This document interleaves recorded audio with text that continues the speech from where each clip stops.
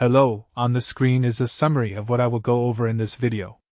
Make sure to watch to the end so you don't miss anything. Step 1. First, you need to have the Netflix app installed on your iPhone.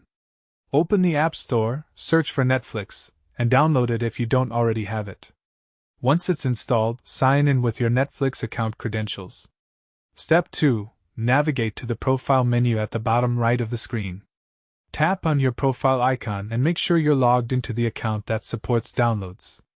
Some Netflix plans don't allow offline viewing, so verify your subscription level supports this feature.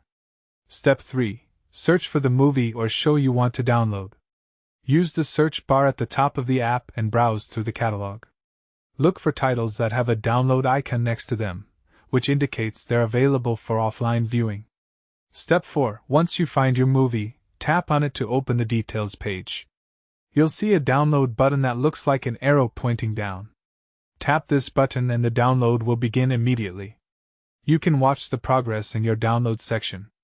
Step 5. Access your downloaded content by going to the Downloads tab at the bottom of the app. All your offline movies and shows will appear here. You can now watch them anytime without an internet connection, perfect for travel or when you're on the go.